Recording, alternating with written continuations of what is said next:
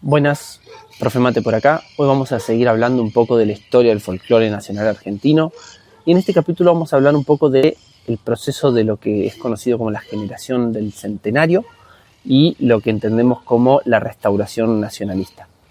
A principios del siglo XX, varios autores, de los cuales destacamos siempre el mismo tridente, Rojas, Lugones y Gálvez, van justamente a plantear una forma específica de nacionalismo que va a marcar el nacimiento del folclore argentino. Y este nacionalismo va a tener ciertas peculiaridades, ciertas particularidades, y tienen que ver con cuál es el pueblo argentino, cuál es ese folk argentino, ¿bien? Entonces, la restauración nacionalista, el proceso de la generación del centenario, va a ser crucial en todo esto. Habíamos hablado de que además de haber una crítica al liberalismo, también los nacionalistas, estas oligarquías del noroeste argentino sobre todo, van a empezar a volcarse justamente una forma de nacionalismo que tiene la particularidad de ser clerical, de ser católico, antiliberal, pero también antisocialista, antifeminista, antianarquista. Este giro conceptual que va a empezar a darse a principios del siglo XX, por ejemplo, va a tener como acontecimientos que van a motorizar estas transformaciones a la Semana Trágica, las huelgas agrarias que va a empezar a haber, al ascenso del radicalismo, frente al cual se van a oponer, que van a comprender como un fenómeno más bien europeo, una socialdemocracia de corte europeo, anticlerical, anticatólica, etc. Y todas estas oposiciones a estos procesos van a ser justamente direccionados por estas nuevas oligarquías nacionales y nacionalistas hacia un lugar un poco más reaccionario y conservador, lo cual, aunque esta es la gran contradicción, aunque ellos se pretenden justamente nacionalistas, no están dejando de imitar una moda que es más bien europea, ¿sí? Ya hemos hablado un poco de cómo la noción de folclore, la noción de nación, es en gran medida una imitación de los nacionalismos europeos, ya sea alemán sobre todo, pero también francés o incluso algunas vertientes dentro de lo que es el nacionalismo español. Así que esta es una de las grandes contradicciones de nuestro movimiento nacionalista de principio del siglo XX. Obviamente, una de las principales cosas a las que se van a oponer es a la influencia de la inmigración europea, que fue masiva hacia finales del siglo XIX y hacia principios del siglo XX, y van a tomar justamente un sentido mucho más clerical, católico, cristiano. También hay un gran sesgo antisemita, porque pensemos siempre que los judíos eran vistos como este pueblo sin tierra, este pueblo transnacional que no tenía apego a la tierra, algo que va a repetir el pintor austríaco más adelante también. Ahí ya vemos siempre, les repito, los componentes de un protofascismo a principios del siglo XX, alrededor de todo lo que es el sentido del nacionalismo construido en esos tiempos. Así que bueno, siempre aparece esta cuestión de lo anti-europeo como algo que va a estructurar la conciencia de lo nacional a principios del siglo XX. Ahora sí, vamos a hablar un poquito más de los autores. Por ejemplo, Lugones, en 1913, exponía el lugar, por ejemplo, que tenía el gaucho como el arquetipo de la nación, ¿bien? Y él sostiene que, si bien se ha construido mucho esta cuestión de la nación cívica, es decir, que la nación se estructura a partir de la idea del ciudadano, y este ciudadano está construido como tal a partir de conocer, por ejemplo, los actos heroicos de los próceres, las grandes epopeyas, o mejor dicho, las grandes efemérides patrias, bien, esto que era muy propio de la educación. Él dice que lo que hace falta es consolidar, articular mucho mejor una cultura, ¿bien? Y acá es donde ellos dicen que la verdadera cultura de la argentinidad es la cultura criolla, en particular la cultura rural criolla, ¿bien? Recuerden que también les contaba en otro capítulo la importancia siempre de esta identificación de la nación con los espacios rurales y cómo esto en realidad sobre todo viene de Alemania y de los nacionalismos alemanes del siglo XIX. ¿Por qué? Porque esos espacios rurales generalmente eran los menos contaminados por ideas tales como, por ejemplo, la Ilustración, el liberalismo, etcétera, ¿no? Que sobre todo se daban en círculos burgueses que vivían en las ciudades, etcétera, Entonces, en el campo donde generalmente sobrevivían los ritos, los mitos, las leyendas más folclóricas, entre comillas, eran ese lugar ideal donde subsistía, donde sobrevivía ese pasado añorado de la nación. Bien, un poco en la misma línea, Ricardo Rojas, por ejemplo, en el escrito de la Restauración Nacionalista, sostiene también esta defensa de que hay que promover una cultura criolla que logre justamente cohesionar a la nación más allá de lo puramente cívico, más allá de, por ejemplo, lo que la Constitución nos brinda como marco legal. Y él dice que hay que construir, y acá hay una especie de psicologicismo, una especie de senestesia colectiva, que tiene que ver con cómo creamos sensaciones, cómo creamos formas de que el yo se identifique con las cosas que lo rodean y en particular con la tierra, bien, a través de distintos ritos, de distintos mitos y leyendas. En ese sentido, Ricardo Rojas va a sostener que incluso hay que crear propuestas pedagógicas, propuestas a nivel educativo, de políticas educativas para promover esa cultura criolla. Previo a este plan de Rojas, a esta propuesta de Rojas, hay que entender también cuál era un poco el estatus, cuál era la situación de la cuestión educativa en las escuelas con respecto a esta construcción de una identidad y de la cultura. En los actos escolares, por ejemplo, solía predominar una iconografía más de corte clasicista europeo. Por ejemplo, una de las imágenes más recurrentes era la de los laureles, ¿no?, para representar la victoria, que es algo que viene de una tradición puramente griega, que según Rojas, por ejemplo, nada que ver tiene con la argentinidad. Se interpretaban zarzuelas, que es un género dramático teatral bien español. También incluso se llegaban a cantar óperas italianas, siempre ensalzando como una cultura europea que ellos identifican como que es muy ajeno a este territorio, como que es muy traído de afuera, ¿bien? Entonces, frente a esto, Rojas dice que hay que promocionar, promover, incentivar desde distintas políticas públicas educativas otra cultura. ¿Y qué cultura? La cultura criolla, en la cual, por ejemplo, el gaucho, ese sujeto mezcla criollo, mezcla amerindio del noroeste argentino, por ejemplo, va a ser el gran arquetipo de la nación argentina. Y acá hay un texto muy interesante, un libro de Ricardo Rojas, que es El país de la selva, que él propone como un texto para iniciar a los jóvenes en lo que sería una educación nacional. Bien, y les voy a contar un poquito El país de la selva, porque me parece que tiene algunos relatos claves, que son de hecho muy, muy interesantes. En este relato del país de la selva, el protagonista es un joven viajero que se adentra en las profundidades del monte Chaco santiagueño y termina teniendo contacto con Supay, el diablo, ¿no?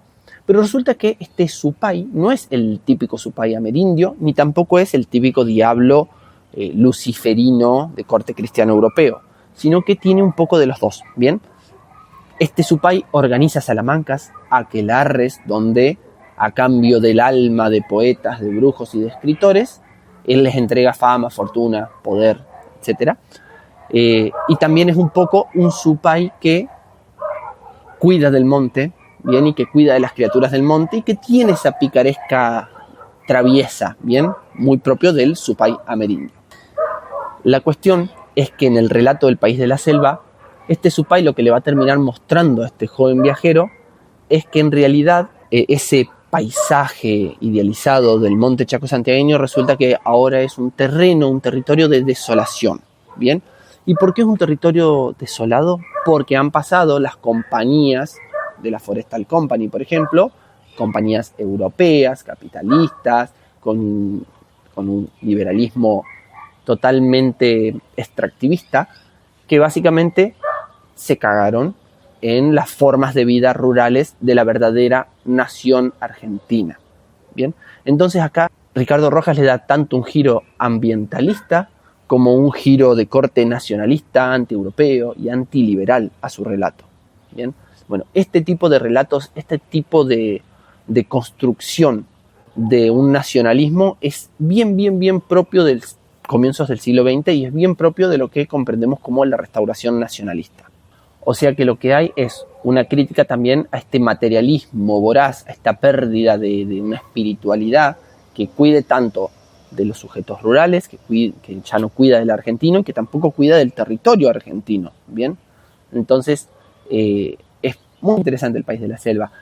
Y a su vez, ¿qué tiene que hacer luego este joven viajero, este joven escritor? Volver a la selva urbana a narrar, relatar y reconstruir ese paisaje desolado desde la ciudad, ¿bien?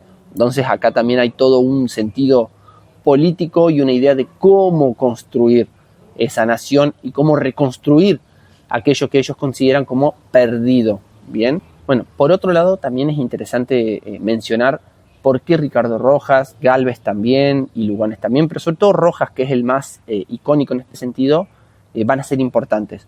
Si bien ellos se oponen a muchas de las cuestiones que pasan supuestamente en las ciudades, a esta degeneración de la política y de las nuevas ideologías que se instalan en la nación argentina, tienen un vínculo muy fuerte con las oligarquías urbanas y de hecho justamente van a ser financiados por políticos, por diarios, por medios, por universidades para promover sus ideas. De hecho, Ricardo Rojas, si bien es una familia oligárquica, también era muy reconocido porque era de una oligarquía del interior. Entonces, el nacionalismo se empieza a volver una moda y, por ejemplo, en Buenos Aires va a haber toda una cuestión de respeto hacia aquellos que vienen, por ejemplo, de Tucumán, de Santiago del Estero, y va a haber un reconocimiento de, bueno, estos sí saben, estos están en contacto con ese interior profundo, entonces hay que escucharlos, hay que financiarlos, ¿bien? Esto es importante porque si no se piensa como que eran unos revolucionarios que simplemente estaban planteando una cuestión nacionalista desde el interior del país, en realidad no. Seguían siendo oligarquías que se reconvirtieron de un liberalismo de unas décadas previas hacia un sentido nacionalista que también tiene que ver con una moda reaccionaria y conservadora de la época. Además, también hablamos en otros videos de la importancia del NOA, del noroeste argentino, en la consolidación de esta imagen del folclore nacional. De hecho, si ustedes piensan rápidamente en el folclore nacional argentino, probablemente lo pensamos musicalmente. Lo primero que empezamos a pensar en chacareras, en zambas, carnavalitos, huaynos, qué sé yo, ¿viste? Todos esos géneros que vienen sobre todo del noroeste argentino. No tendemos tanto a pensar inmediatamente en la milonga surera o en una chamarrita, ¿bien? Sino que tendemos a identificarlo con esos géneros folclóricos propios del noroeste argentino. Y esto también tiene un trasfondo histórico y tiene una razón de ser, y es que el NOA tenía una potencia única para convertirse como en ese espacio arquetípico. Primero que estas oligarquías tucumanas, por ejemplo, que luego vamos a hablar, vinculadas a la industria azucarera, del Tucumán, también de Salta, van a ser los grandes promotores de este nuevo nacionalismo, pero además también el NOA tiene algunos componentes claves para que esto se diera así. El NOA va a ofrecer la narrativa más sólida para convertirse como en ese arquetipo de la nación cultural. ¿Por qué? Porque allá sucedieron un montón de proezas. Tiene mucha historia, mucha más historia que, por ejemplo, las regiones más allegadas a la Patagonia, etc. Quizás, por ejemplo, Cuyo o quizás Córdoba también puedan reclamar ese espacio, pero no tienen el mismo caudal, por ejemplo, de mitos, de leyendas rurales, las batallas calchaquíes, la conferencia de Yatasto en la que se encuentran Belgrano y San Martín y se pasan la posta de los ejércitos, el mando de los ejércitos del norte, las resistencias de los ejércitos del norte que van a ser con Güemes, por ejemplo, y Belgrano también, y San Martín, que van a ser claves para que justamente podamos independizarnos. Entonces hay todo un universo de relatos, de historias allá en el noroeste argentino que están ahí, como a la mano, están servidas para justamente construir una idea de que allá reside la verdadera nación argentina. Y además, un dato clave, la inmigración europea se va a desplegar sobre todo a lo largo de la llanura pampeana principalmente. En el NOA es donde hay mayor cantidad de población criolla amerindia. Entonces también está ese componente étnico-cultural. Entonces la restauración nacionalista, este texto de Rojas, que va a ser el que identifica este capítulo del que estamos hablando, y todo este movimiento de la generación del centenario, recuerden, con Lugones, con Rojas y con Gálvez como los principales exponentes, se van a convertir justamente como en los grandes íconos culturales del nacionalismo de principios del siglo XX. Y este nacionalismo va a ser clave para la construcción de la forma que concebimos de nación argentina, incluso en gran medida hasta hoy. Y una de las cosas que hay que entender también es que el discurso de la generación del centenario tiene mucho de fatalismo, mucho de lo apocalíptico. Viene una nación que está totalmente, para ellos, degenerada, que está al punto del colapso, ya sea por la llegada de los socialistas, de los anarquistas, por las primeras feministas, por el lugar que le dan a la socialdemocracia de Irigoyen y el radicalismo, por también la llegada, según ellos, de muchos judíos, que recuerden esto también, siempre hay un componente antisemita y un sesgo antisemita bastante fuerte, esto también muy imitación de los nacionalismos europeos. Recuerden que 20, 30 años después vamos a tener al pintor austríaco queriendo hacer sus cositas. Entonces, todos estos componentes van a hacer que ese nacionalismo sea también como muy trágico, muy fatalista. Entonces va a hacer que también dé lugar a reacciones muy exacerbadas y muy violentas, como por ejemplo la conformación de la Liga Patriótica, que eran fuerzas parapoliciales que cometían todo tipo de atrocidades contra justamente los trabajadores argentinos, les guste o no.